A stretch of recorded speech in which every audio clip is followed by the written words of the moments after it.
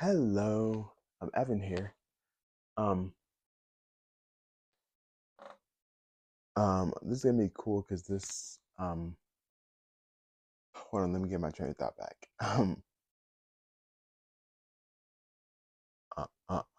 This video is gonna be a little different. Um, and for now, I'm just gonna get right into it. If you're autistic, you can still go on a cruise, and I want to tell you my story. Um, if anyone's thinking about like credibility, I'm autistic. I'm an autistic adult. Um, I have I I have been cruising um I'm on and off since 2006, and and also I've had the, a lifelong fascination with ships in general. Um, um, and my fascination has opened the gateway to many different like knowledge um, centers that I've basically sucked dry, and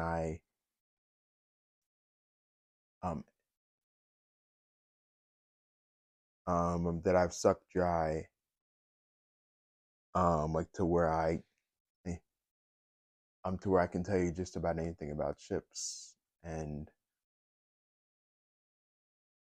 especially specific ships. But either way, like my main point is that like this is going to be like more of a travel video, well, but kind of a different travel video. It's more like neurodivergent travel, autistic travel. You can call it that. Um, eh, and or you can call it traveling, like um as a, a as a differently wired person. um, so going into it, I just eh, to start telling my story, I have to start with my fascination, like with ships that I've had basically since I was a little kid in the early 2000s. Um,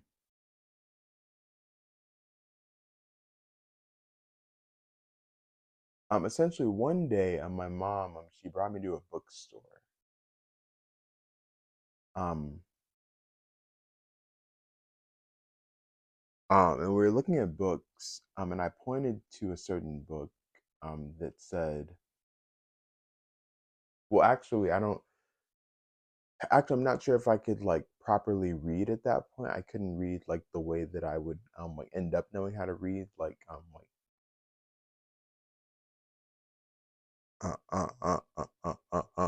as I got a little older. Um, but I saw a book with a cover that looked like I didn't know what this was back then. But basically it ended up being a ship that seemed like she was falling into a black void with all these smaller boats around her, and all the lights coming from that ship were shining over across that black void, and there were people in the boats, and there were all these different things, and it looked like a really sad cover. Um and of course I couldn't really verbalize that much, especially back then, because I wasn't speaking consistently. Even though I did know how to I was very I was even more non-speaking like as a young kid than I am now. And these days I'm more of a selectively non-speaking autistic person. Um, However, I was feeling all these things, and even though I couldn't verbalize them, I just decided to ask my mom, "Hey, mom, what's that?" And basically said, "Oh, hey, hey," or specifically, I pointed to the book, and then, hey. or specifically, I pointed to the book, and then I asked her, "Hey, mom, what's that?" And uh, hey, and basically, like she explained to me that I was looking at a Titanic book. And then perhaps one of the greatest questions I've ever asked any human being ever, I asked my mom, "What's Titanic?" And then the whole drive home, she had explained exactly what Titanic was as far as her understanding of Titanic. And I call what she gave me basically Titanic 101. The Titanic was a British American ocean liner um, who sank on her maiden voyage in 1912 after having a run in with an iceberg. And a lot of people died, some people survived, and yeah, essentially that's Titanic 101. Um, Safe to say she piqued my interest. And so from there, and this was a time before, the thing is, like, Google was around, but I didn't really know how to use Google. And I didn't really know how to use a computer because again, I was a kid. Like, Google was like around, but it wasn't like Google, you know? Um, yeah, so so instead of Googling stuff about Titanic, I just decided, oh, and I call all ships she's, by the way. It's like that's something that a lot of like sailors do. But like either way, I just do it out of like sheer adoration and respect for ships. I just call them all she's because they're all beautiful and they're all amazing to me. And the thing is that like from an autistic point of reference, like Titanic was my very first special interest. Like some people, or in fact, throughout my life, people have literally, um,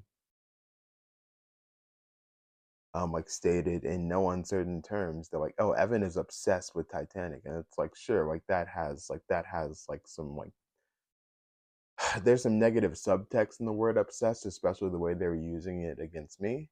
However, the thing is that it's different.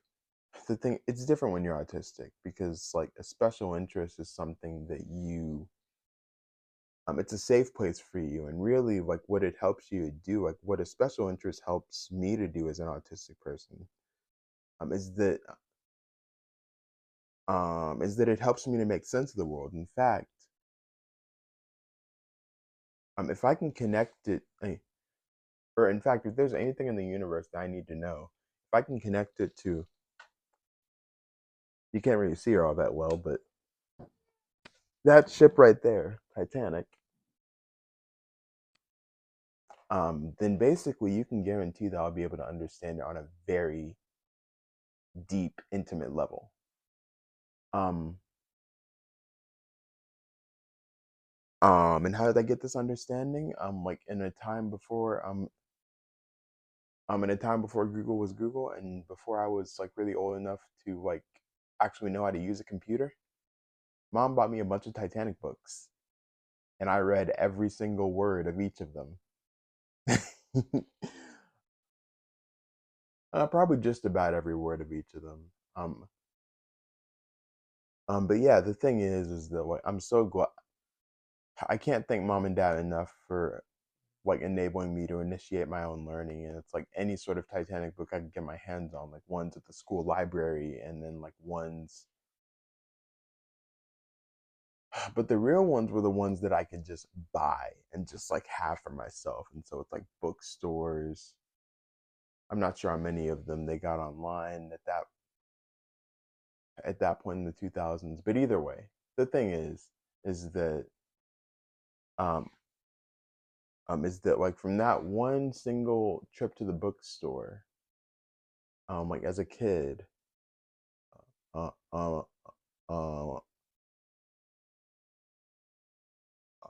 uh, with my mom, it not only gave me my first special interest, but it also gave me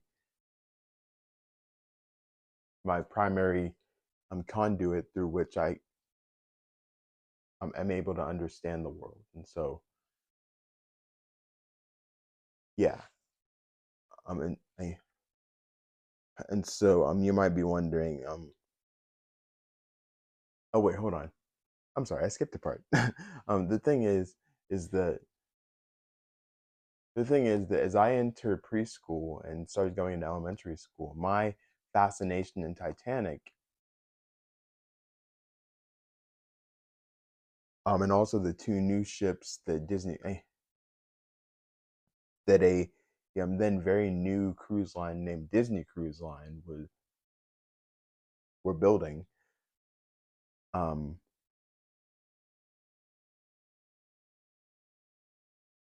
Between Titanic and then Disney's two ships, Disney Magic and Disney Wonder, essentially I was just like, yo, this is awesome. And like at some point I just like went into class one day, and then I picked up a and then I picked up a and then I picked up a big brown piece of a big brown piece of construction paper, and then a blue crayon, and I drew a ship, just freehand, just normal, just like pulling it directly out of my imagination, and I named that ship Evan's ship. Um, I mean, basically, that was the beginning of me designing ships of my own, and now that ship now has a different name, and she is, uh, uh, uh, uh, and she was quite different now, and she has sister ships, um, and those sister ships will someday grace the world, and dazzle the world. Honestly, I really want them to be just truly amazing experiences, and to just help people to fall in love with sailing on a large ship, like in a post transatlantic airplane world. Um, yeah, so basically, like that's my backstory on like how my fascination with ships began and what it turned into. Over the course of the first 4 or so years, 4 or 5 years of the 2000s, and then fast forward to 2006. Um, my family and I got an opportunity to go on our first cruise as a family. Um, um, it was the first part of July 2006, and that and the ship we sailed on was Carnival. Whew,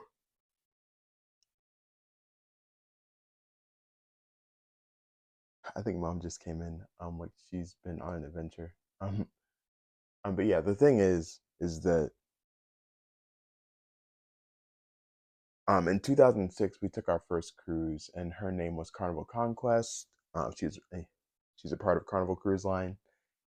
And back then she was like certainly Carnival's flagship. She was the newest one, and I think and I think she's probably the biggest one. And now she's kind of like a middle of the road in terms of size, type ship, in Carnival's fleet. But that's more so in testament to the growth of the line as opposed to the quality of Conquest herself. Um, yeah. So the thing is that like in each of the cruises that I went on, I basically want to let y'all know certain aspects of them that were like amazing, and like what the experience was like, and then also what stuff I struggled with, and just like pros, cons, and just overall experiences and joys, as I call them. Um, yeah. So the thing is that I don't remember like too much from that experience, like at present. However, um, one thing that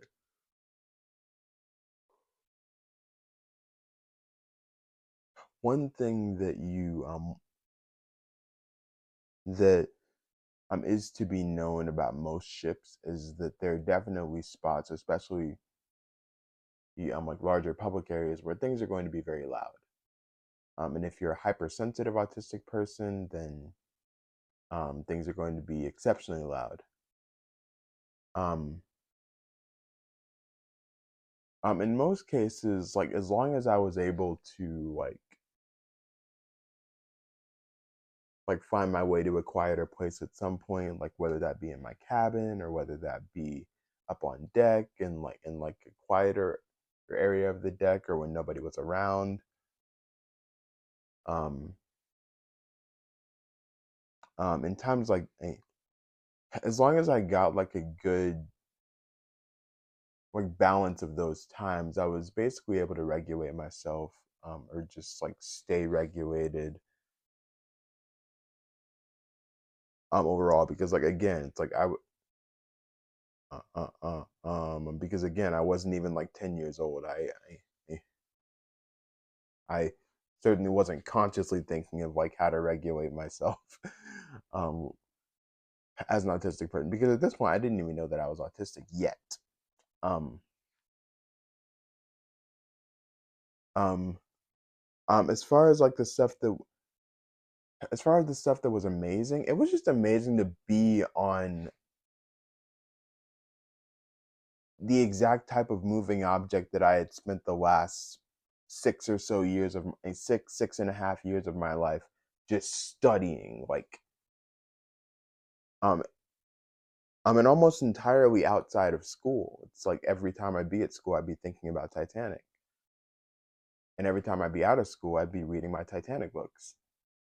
And sure, it's like I was doing like, or rather, I was trying to do homework. Homework really wasn't my best friend for most of my life. Um, but yeah, it was a very fascinating experience being like on this sort of moving object and being near this moving object that you've read so much about. But it's a different experience being on a ship than reading about what things are like on a ship. And then like also seeing Carnival Conquest, like whenever she pulled into the dock, at the different ports of call. By the way, we went to Grand Cayman, we went to Montego Bay, in Jamaica, and then we also went to Cozumel in Mexico. Um, and the thing is that anytime we pulled up into any of those docks, and like we would like, and we get off the ship, like, or if we pulled into a ferry, that like let us off of the ship and brought us to whatever island it was. The thing is that it was really, it was really, it was so different. It was so different, and also I was able to like scale in my mind. I was able to see Titanic like right next to Carnival Conquest, like in my mind, and I could like see like how much bigger Conquest was versus Titanic. But it was, eh, and honestly, that was life changing because I was like, I had never seen anything that big that could move. And it was just like, wow, just super life change. It just changes your whole perspective on things. And also, that was my first time being out of the country. And sure, it's like we didn't leave the continent of North America, but hey, like it was, it was way different than like Texas or any of the other states I visit where my family's at. In the United States, like going out of the United States, just like in any capacity, it's just really, it's different, and it's different, and it's almost always life changing. Now then, from 2007 through 2000, or through through more than half of 2019, as a family, we didn't go on any cruises, or actually, just in general, we didn't go on any cruises. And the second cruise I went on was in 2019, like for my parents' it's 30th anniversary, like of their of their marriage. And it was a very different time because it was the first summer, like after I turned 21, like where I could drink. And um I mean, on top of that, I knew I was autistic. And also I was taking some psychiatric medication to help with some of my emotional health conditions. And so, as far as the joys of that go, like it was just amazing just to be on a ship again because like I had really, really missed that feeling, like more than I can hope to express now, and certainly more than I even know just overall. That being said, um, I would say that like some cons were that like again it was still really loud, and it's like at that point in my life, I didn't really have as many like protective measures for my senses, and really masking was my best friend at that particular point. But like as an but being older now and also being an autistic advocate, I would advise against relying on masking because eventually that's going to catch up to you in a bad way, and in general it's just going to sour experiences for you, and you won't be able to be like fully present with things if you're having to mask to such a high extent just to keep or just to just to try to keep yourself regulated. And so I'll say that like that's one thing that as an autistic adult I wouldn't advise any autistic person doing, or any parent of an autistic person like having to rely on like high masking, because like that like the side effects of that can manifest in very unhealthy ways. And so it's just better to, but in times like that, like where a lot of the sensory stuff, like the five senses, but also the emotional senses and all the different things that I as an autistic person um like have no choice but to pick up on. Um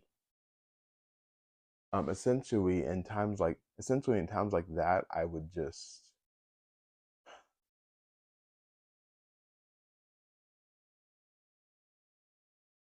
in times like that I would have like wanted like earplugs or noise canceling earphones, or just um or like a weighted blanket or anything like that that could have helped me to just sort of like feel a bit more um like regulated and level headed and calmer, in the sense that I was able to be calm because I was in a place where I wanted to be. I was in a place where I enjoyed. Um, it's just that as far as like being in like, it's just a combination of like being at a place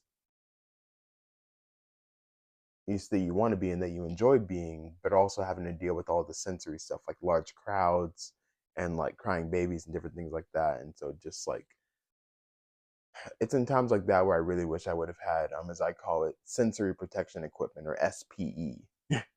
Yeah. Um, yeah. And so fast forward to and another thing that like and another thing that helped me to relax in that time, it's like, Evan, how'd you get through it? Like another thing that helped me to relax, that I wouldn't recommend, like specifically relying on this to help you relax, is just some of the drinks that I had. I didn't overdrink by any like expense of the imagination. Um but like just having like a drink, like or one or two drinks a day, like over the course of the day, it sort of helped to calm me. But that being said, it's like I'm against like using like chemicals to help calm yourself down. I'm much more so of a proponent of like natural remedies. And it's funny because the next cruise that we went on was 4 years later in 2023 for my birthday. Um, uh, oh, in case I didn't tell you the name of the um, in, in case I didn't tell you the name of the second ship we went on, her name was Carnival Horizon, and again, at that time she was Carnival's flagship as well, and so she was like brand spanking new, and like so much stuff had changed. Like we didn't have like jumbotrons and stuff like on the deck or anything like that on Carnival Conquest, but we had those here. We had like nightly movies. We had um what and, and we had more complex and aesthetically sophisticated water parks and just different things like that. Um, and in general, it's like you could tell that you were on a newer ship. You could just tell they're like, oh snap, there's a lot of stuff that's Carnival. Like there's a lot of stuff that's Carnival. There's a lot of stuff that Carnival has learned in the past. Was that 13 years? um, yeah. Yeah. So fast forward. Yeah. So fast forward 2023. Three. Yeah. Three. I went on my third cruise, and this was the first cruise with my, and this was the first cruise with my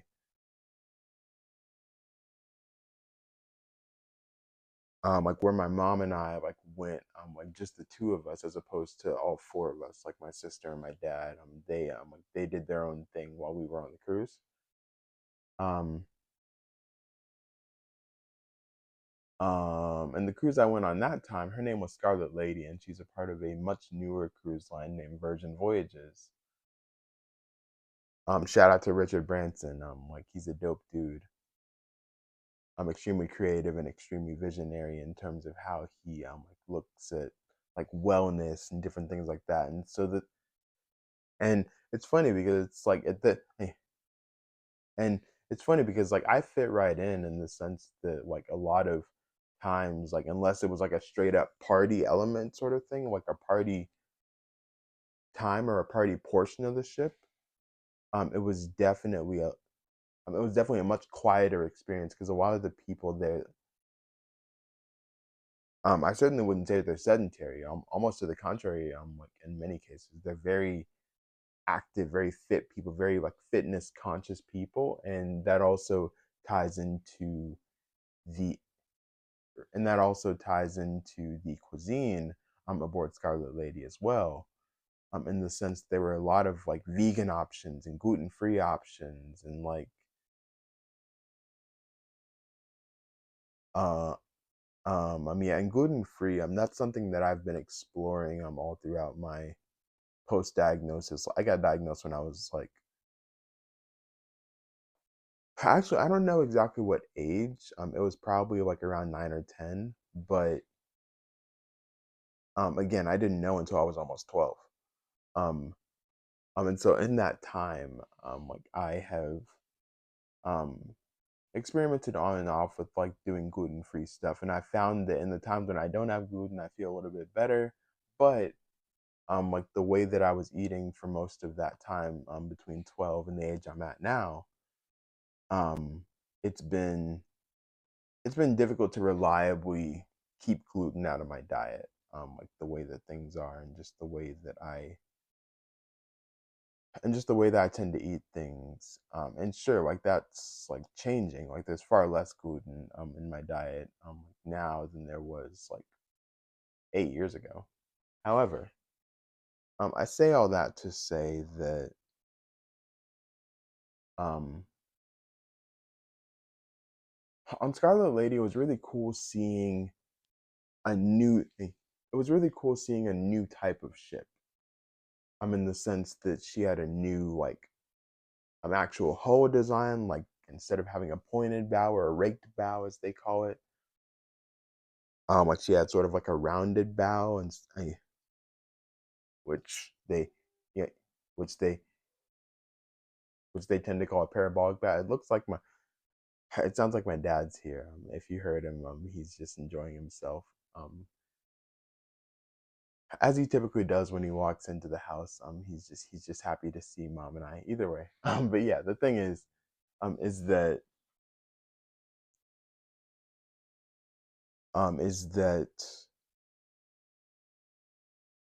a huge joy of mine was not only being about a huge joy of mine on Scarlet Lady was not just being around a bunch of health conscious people, but also just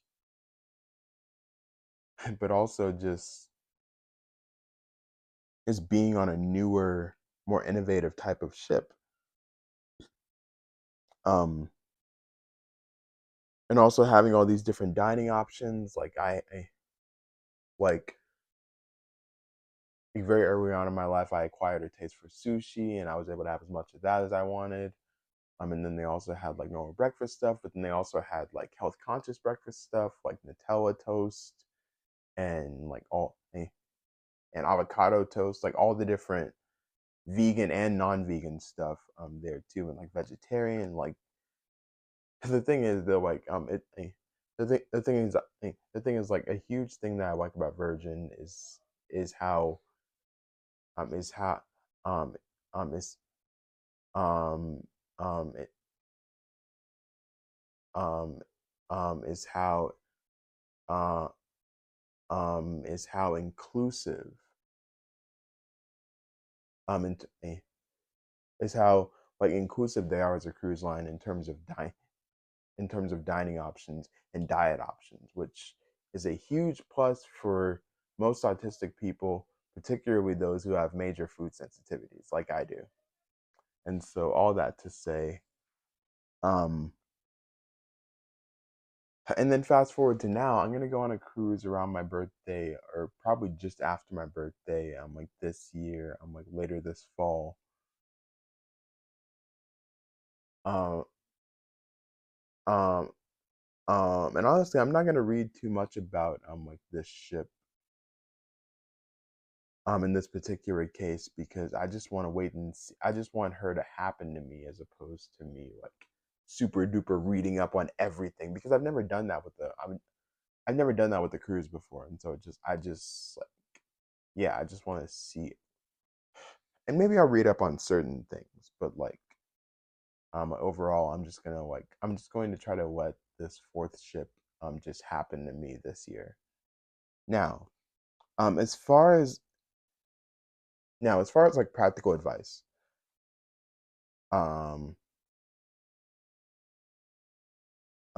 if you're wondering what you can do to enable yourself to go on a cruise as an autistic person, or if you are the parent, eh, or if you are a parent eh, um, whose whose child is neurodivergent, or if you have multiple neurodivergent children, basically, I have like three lines of defense, as I call them. The first line of defense is to bring your sensory protection equipment, or SPE, and eh, and these things include like noise canceling headphones or earphones, especially and earplugs if you need them, especially like filtered earplugs, like to where you can still hear certain things. But honestly, if you're but honestly, if you're as hypersensitive as I am, then it's like typically like the filter just sort of makes things hurt even more because your hearing is just that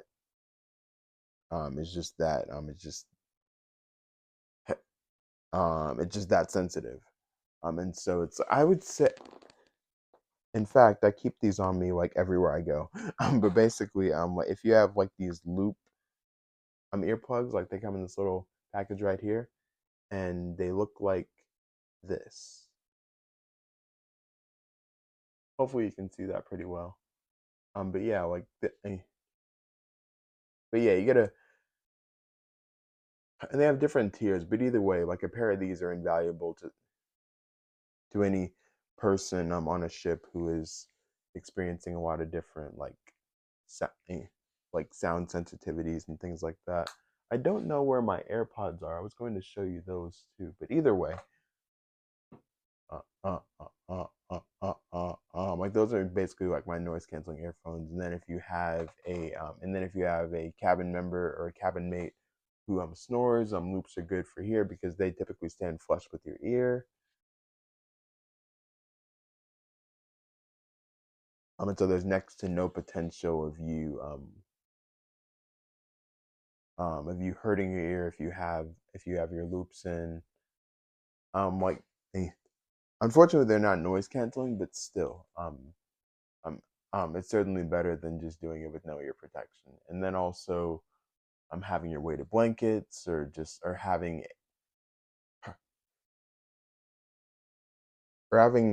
or having some sort of security blanket or things like that. And then also, like another bit of sensory protection equipment or SPE, um, are stimming toys like your spinners and your little hand puzzles and your um, I made a whole video about those earlier. Um, in fact, I'll link that video like about right here. There we go. I love doing that. I'm never gonna get tired of doing that. It's like I've been wanting to do YouTube stuff for a very long time now. And so, anyways, all that to say, like stimming toys and and with the stimming toys, it's very important, I think, like to make sure that you have some that can fit comfortably in your pocket as well. Because it's like I always keep at least one stimming toy on me because for instance, this is my chaos spinner. It goes like this. Yeah, yeah, yeah. And feeling this centripetal energy, like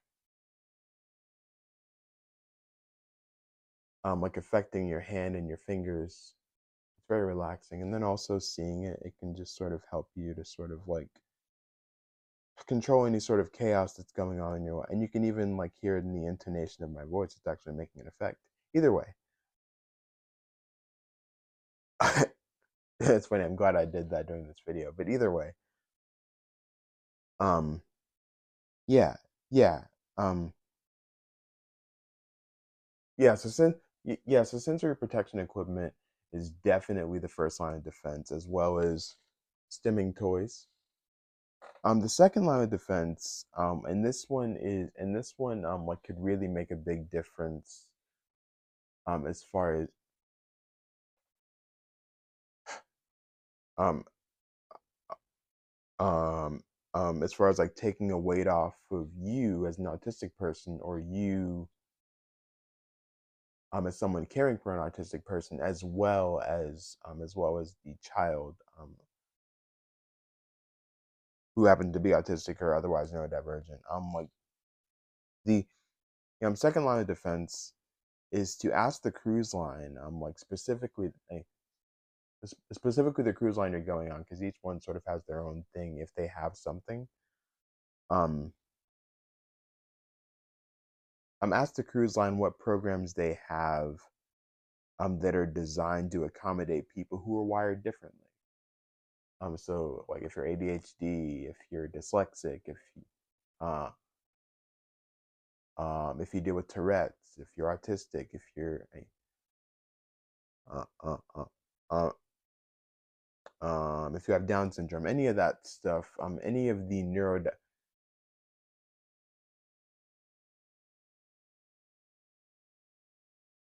any form of neurodivergence, like eh, it's best these days because there's a lot more awareness and a lot more understanding. And don't get me wrong, we still have a long way to go. But the thing is that because there's a lot more understanding, like these days than there was, like, say, when I was a kid, like each cruise line sort of has, well, not each cruise line, but a handful of key cruise lines have started to incorporate things help that help protect that help mostly autistic children. But that being said, like that's starting to change too. They're starting to do stuff that's more inclusive for autistic teenagers and adults as well. But basically, that's your second line, because if you can find something like that on the cruise you're going, that's going to take a big load off you.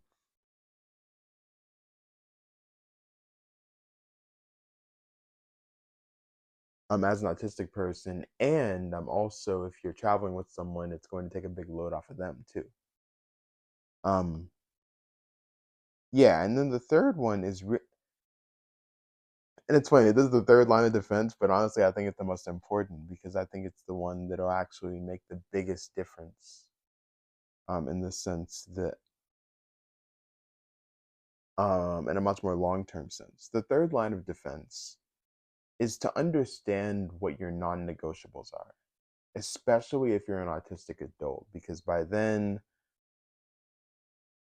like most of us, like um, we have deduced a lot of the different things in the world that are like hard and fast, no can do's for us. And so the thing is to like understand, yeah, and as long as you understand what your non-negotiables are, it's like there's almost always going to be some sort of variation or some sort of something that they can do to help you to eh, to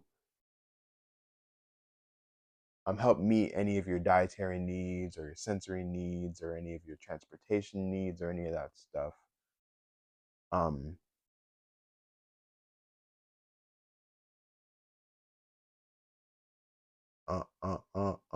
it's not the primary thing for my third line of defense for all my neurodivergent adults out there, and especially my autistic adults out there. Not because I cut everyone else out. It's just that like I'm autistic myself, and so it's easier for me to understand like that particular state of neurodivergence a bit better than I can understand the others. Um, now, if you're a parent of, now if you're a parent with a neurodivergent child, also understand their non-negotiables. But if you aren't sure about something they haven't done before, I invite you to try not to let your fear limit you, and more importantly, them. Like from being open enough, like to a new experience. Because the thing is that like they could try something they've never done before, and it could end up being like the source of a new special interest for them at best, and then it could also just end up being a really cool experience that ends up shaping the way that they end up um, like developing and thinking about the world and seeing the world and leading their lives and all these different things. Cause it's just like me being around like wild stingrays. Uh, uh, at one of the ports of call during our cruise on Carnival Conquest, that really changed my relationship not only with water but also with sea creatures because I was just like, dang, these guys are pretty approachable. And before I was just like the best thing I had was like Finding Nemo. Um, and certainly there were a lot of like fascinating sea creatures there that were kind of like averse or in the case of the sharks that Marlin and Dory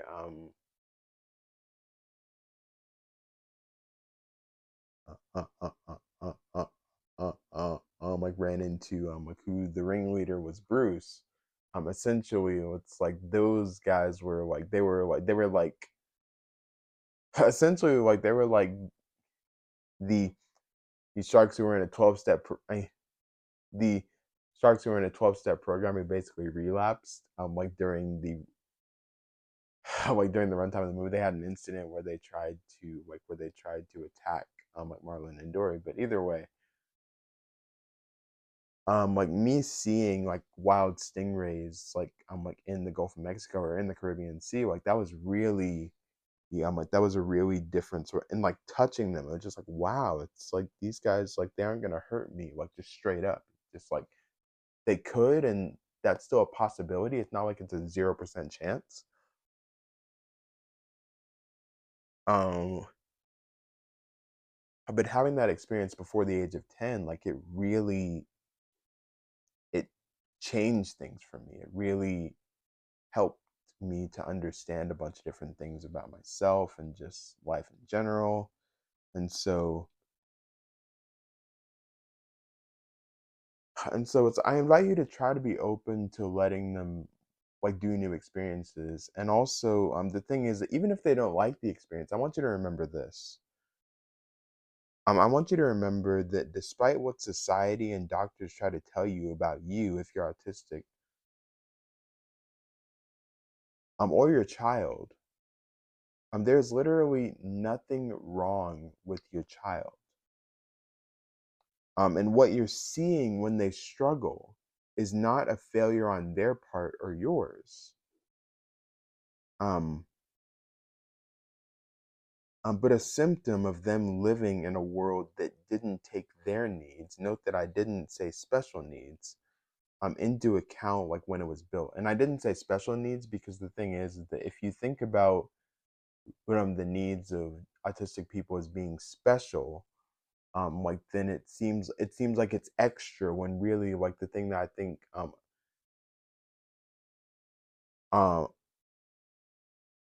when really the thing I invite people, including myself, to do is to sort of think of our needs as not being special per se, but just being part of basic human needs. Because more and more people are basically aware that there are autistic people in the world, and so it's okay if you want, and so it's okay, like it's okay to be different. And so yeah, I just wanted to say like if they're struggling, it's not on you, regardless of what society says about like and all the horrible things that doctors and society like say about like the causes of autism and different things like that. It's like, dude, at the end of the day, it's just a different brain wiring. It's not any less than anybody else. It's just that at this point in history, and every point in history before now, or I'll say almost every young point in history before now, autistic people have been born into a world that wasn't built with their needs and their neurology in mind. And so that's not a failure on your part. That's a failure on society's part. Um, Now, if this comes off as discouraging, then may this statement reassure and guide you in your quest to make life for you, an autistic person, and you, as a parent of a neurodivergent child, much better. The kingdom that says it can never be overcome has forgotten that one kingdom had to be overcome to even make way for them. In 21st century words, fix the system, not me. Anyways, I want to know like what y'all's thoughts are and like opinions and questions if y'all have any like especially if you're looking for more information. It's like I am a well full of information on all sorts of different things relating to what I call the autistic experience. Like I don't call it autism, I call it the autistic experience because it's different for each person. And so it's just like if you're an autistic person, you have a certain experience. Case in point, I call it the autistic experience. And so yeah. Oh, also in addition to everything else I do on this channel, I also want you to know that I'm actually a travel agent. And I'm on a mission. I want to show all the autistic kids and adults out there that they themselves can do it. Like cruising is an option for them, and I want people to understand that. I want people to know that. Okay. I'm going to turn the camera off real quick. Just to do a little, switcheroo. Just do a little switcheroo type thing because this is going to be posted on multiple different like channel or not like multiple different, just two different channels. But that being said, hold on, just bear with me for a second.